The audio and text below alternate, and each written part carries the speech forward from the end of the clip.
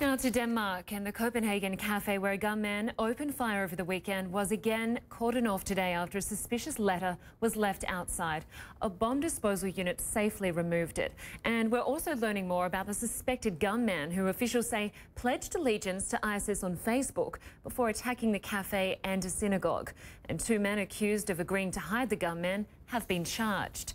Meanwhile, an estimated 40,000 people attended a candlelit vigil for the two victims on Monday night, where the Danish Prime Minister called for national unity.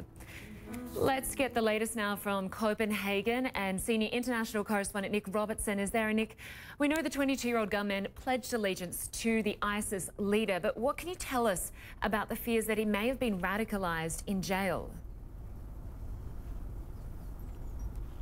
Well, that's what we've been hearing from the Danish ambassador to the United States, saying that there was a concern that that period he had in jail, and he was previously been a gang member and convicted of a violent, unprovoked knife attack on a passenger on a train here in 2013. So he was in jail for that, and what we're learning now is that while he was in jail, he may have become radicalized.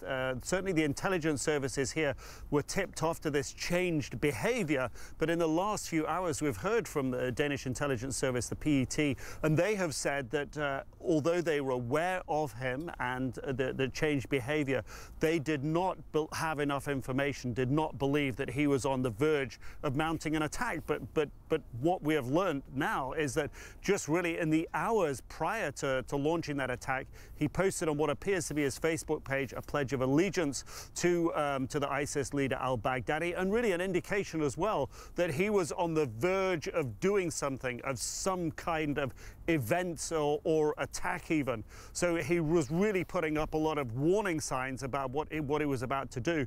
But of course, the period of time between those warnings and the actual attack itself was far too short, it appears, for anyone to act on it and to prevent this attack. Lynda? And can you tell us more about this suspicious letter that was found on the scene near the cafe, the site of the first shooting? What do we know about it? Well, this was a letter that was found just outside the cafe in the early hours of this morning behind me here. And at normal times, some piece of litter or letter like that might literally have been picked up and put in a bin. But such is the state of heightened concern about possibility of copycat attacks or associates planning some kind of attack. The police here, who have been until the last few hours guarding very closely this cafe, called in the army bomb disposal team. They came in, took the package away, decided that it wasn't dangerous, opened up the area again to the public. But it really is indicative of the fact that the height of alert and concern here at the moment still remains at a very high level, Lynda. Okay. Nic Robertson in Copenhagen, thank you very much. Good to talk to you again.